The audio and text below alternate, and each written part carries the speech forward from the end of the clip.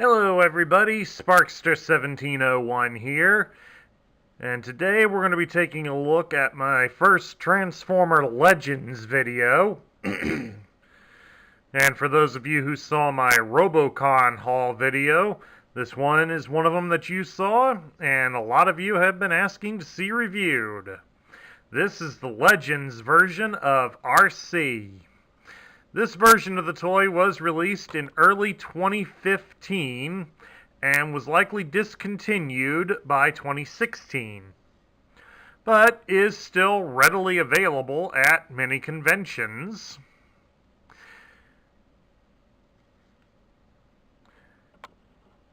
And as such, as everybody knows, this is a popular figure in the lore, as Arcee made her first animated appearance in the 1986 Transformers the movie, and would become a series regular throughout the third season of the cartoon.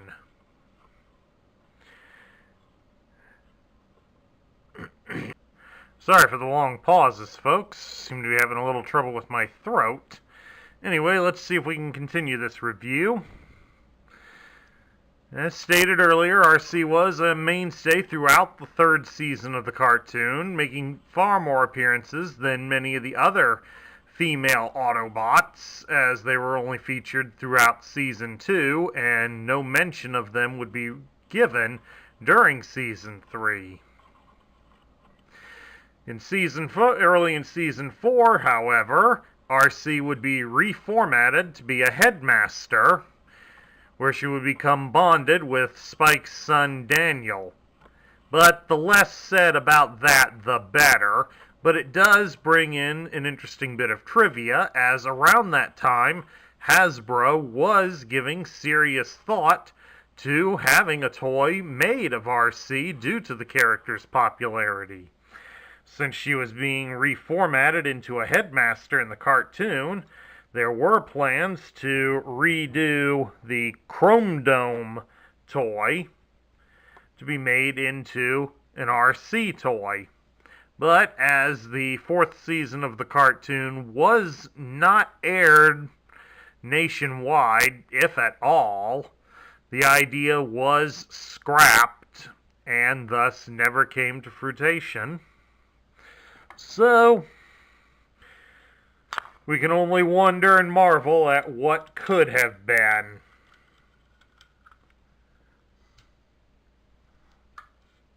Of course, in the series, Arcee was voiced by actress Susan Blue, who also did a number of roles throughout the Sunbow-produced cartoons. Most famously, she was also Stormer in the Gem series, but did appear throughout many of the other cartoons, as she was also a minor character in one of the later episodes of G.I. Joe. Let's take a closer look at Arcee. Take a look at the details. As you can see, she does match a fair amount of her appearance from the cartoon, with the addition of having a pair of energy swords strapped to her legs. If there's one thing that I find detracts from it, is the large section of the car being very, very visible on her backside. I find that does detract a little bit from the appearance, and it does make her a little top-heavy. So you do have to find a delicate point of balance for her to stand, or she will topple backwards. And of course, there is also the way she's holding her guns.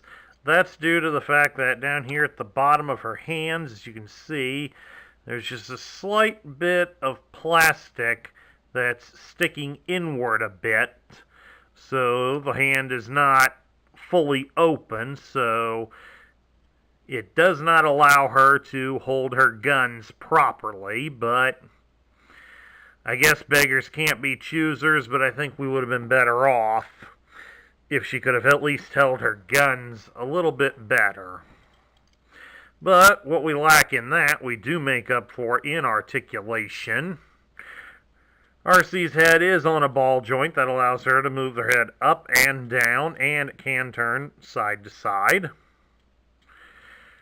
There is a ball joint at her shoulder, allows the arms to go out about so far, and it can rotate all the way around. There is a bit of a swivel just at the base of the shoulder that does allow the arm to rotate side to side, and there is a joint at the elbow. So it does allow for lots of range of motion with her arms. Her legs, of course, they can move up at the hip about so far. She does have a joint at the knee as well. And there is a joint at the ankle. And the legs can only be spread out about so far, in case anybody's wondering. But for those of you that also remember my Robocon haul, this Arcee was also used in the making for the Street Fighter II tribute toy of Chun-Li. So it's exactly the same toy, so it would have exactly the same movement and exactly the same flaws. But of course, let's have her hold the swords for a moment, just so we can show you that. Remove the guns. Pop out the swords.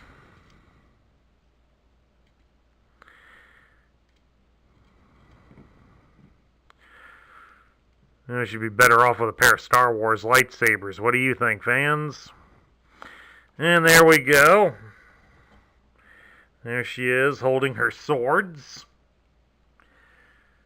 And well, the swords look a little bit better, at least from this angle, but as you can see again,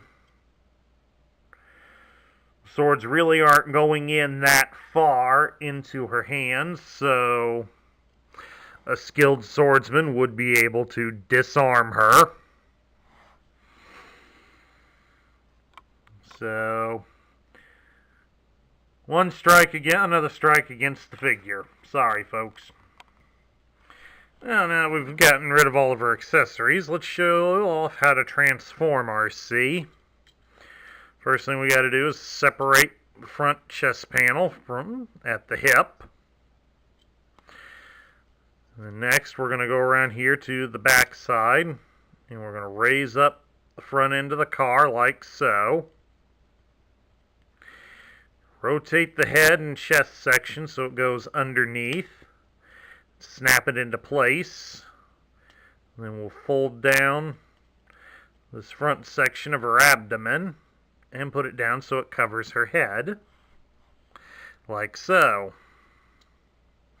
Now for her arms, we shift them at the shoulder so they pivot upwards a bit, and they rest like so underneath the car. But of course, you're also supposed to rotate the arms. No, you don't really need to. We just need to get them so that they stay semi-close together. Kind of like that. Down here at her feet, fold the feet backwards. Then you're going to rotate her legs, shifting them out at the hip.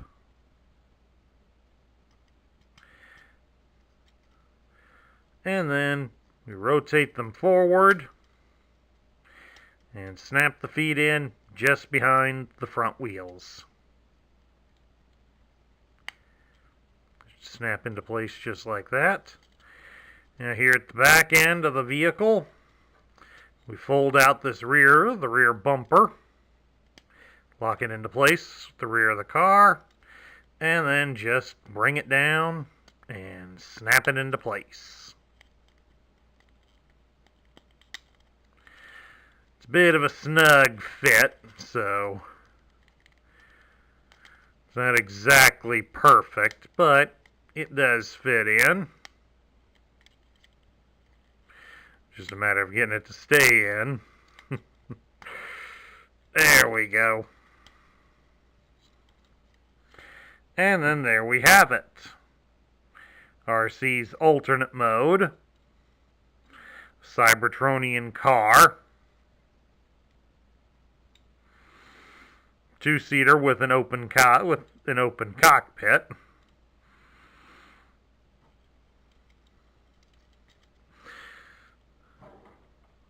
She's on plastic wheels.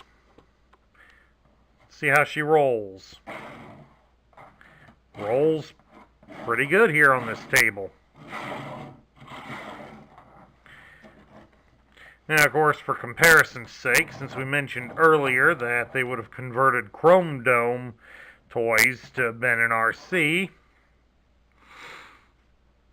yeah, maybe with a fair amount more tooling, that might have worked, but since there isn't any, and, well, let's face it, this isn't exactly how she appeared in the G1 cartoon. It is slightly different, but I think it'd still take a fair amount of imagination to make that work. Oh well. Might as well have had a look while he was here. Now, of course, Arcee can also carry her weapons while she's in car mode. It's the large pink gun. Can snap in here at the back bumper. Just exactly like that. And then, of course, the gray gun sticks into this hole here, right in between her hands. She's got to shift her hands out of the way to make sure it gets in there all the way. Put the pink gun back in.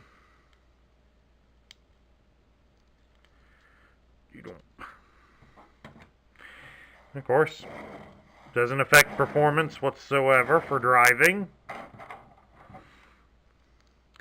But you can also mount her swords on the side, like so. Give her some form of attack mode, which looks kind of weird, actually. But, as I also saw the other night for another review of the Chun-Li version, since the holes here on the back bumper are exposed, the guns also do fit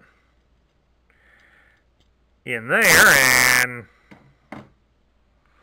there you go. You got an even more radical attack mode, which probably looks like it would work better. At least in my eyes it does. On the off chance any of you might get this toy loose, although she isn't too expensive yet on the market, so you can probably buy a brand new one pretty simply and cheaply, as I only paid about 20 bucks for this toy at Robocon. But on the off chance you need to know what exactly she comes with, we have two of these blue-colored swords. They're trans blue, I should say. Nothing really to get excited about them. They just look kind of weird in my eyes, but at any rate, those are swords. Also has this little gray pistol, which kind of looks more like the gun she used throughout the animated Transformer movie.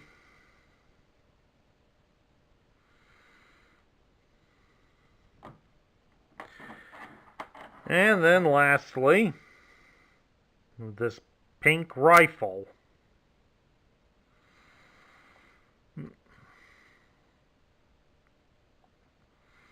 Again, nothing much to really write home about. But those are her accessories. A couple other things that we'll show off here. Like case in point, since you guys already knew that this is how I got her. Here's the box that she came in.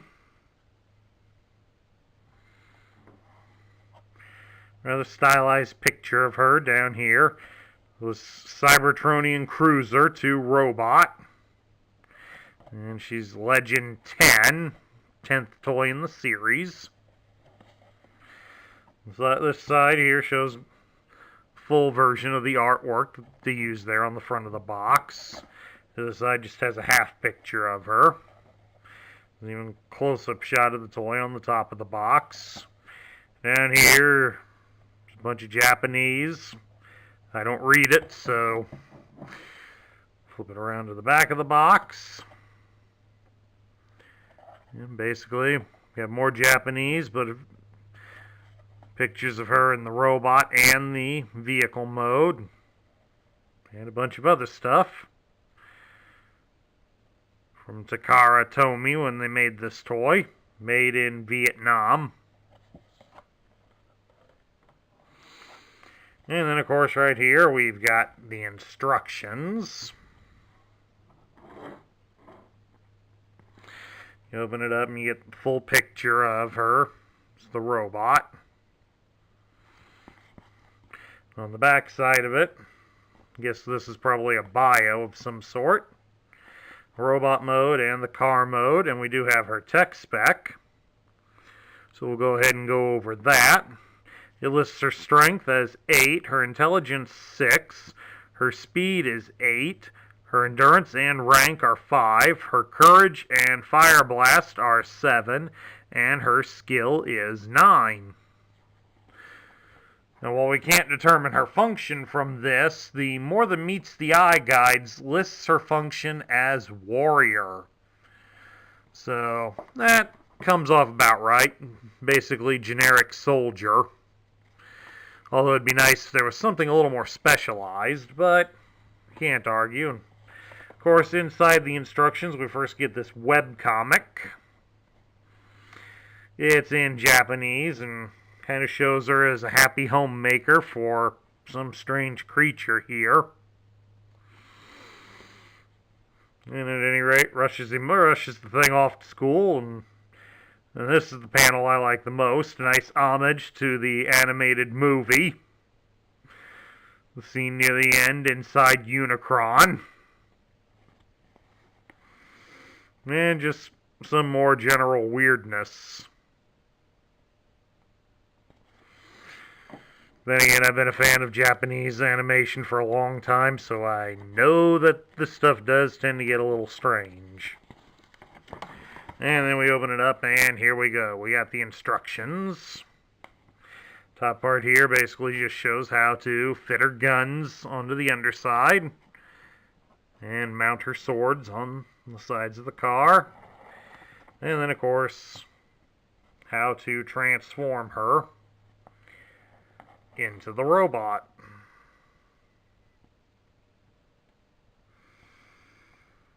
All in all, due to the size of this is relatively easy to follow. Some of the more complicated toys, the pictures do get pretty small, and thus it does get a little difficult to keep up with them. And here we go, we have robot, and then they have a separate page over here to show placement of all of her weapons and such. Rather silly, but hey, whatever works.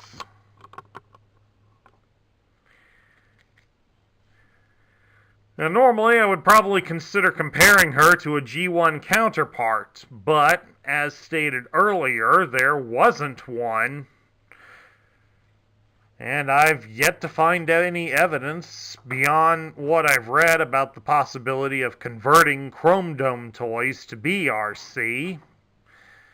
I've yet to find anything that really states there was one made. So instead of dwelling on that, we'll just move right on into my thoughts. What do I think of Arcee? I think this is a character that has been a long time coming into the franchise, as she has been around for almost the entire length of the Transformers saga in one form or another, and has never been given a proper figure. And in a lot of ways, that's a major crime, as there was enough demand for Hasbro to have made her. My best guess is that they thought that since the toy line was predominantly targeted at boys, she would not sell. but I do believe that she would have. There was probably a fair amount of female fans for the show and for the toys themselves, as they were basically a puzzle to transform back and forth between the different modes. And let's face it, many times we would all try to figure out our own ways to transform them without paying attention to the instructions, just to see if we could do things a little differently. So I truly believe that this figure should have had an appearance well before now, and probably has. Don't ask me entirely. I'm not 100% certain if there has been other Arcee toys. I know there's been a few, but nothing like this in my mind, but I could be wrong. But I do believe that this toy has been a long time coming. Is she perfect? No, not by any stretch. Like I said, one of the things I don't really care for the large back unit there, because I do think it does make her a little top heavy. It's not severe, but I'm guessing with play wear, the ankles joints will work themselves loose, and then it'll become next to impossible to stand her up with that extra bit of dead weight on her back.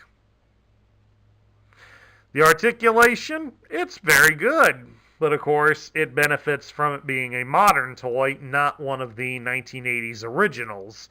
So that works out in its favor, more or less. The alternate car mode, it's okay. It's not perfect by any means, and I think they've made a few changes, because I don't remember Arcee being an open-topped vehicle, but hey, whatever works, you know? It's just more enjoyable to have her finally in the toy line, and for many of us adult collectors to add her to our collections. All in all, despite her faults, I'm going to put Arcee in the top tier, because she is one of them that has been wanted and needed by the fandom. And while this toy certainly isn't perfect, it does give us the thing we want, and in a lot of ways that triumphs over everything. So, top tier. Anyways, that's my look at the Legends version of Arcee. If you like this review, please leave a thumbs up here on YouTube. Don't forget as well, hit that subscribe button down below and join up within our ranks. Please also consider sharing your thoughts for Arcee in the comments section down below.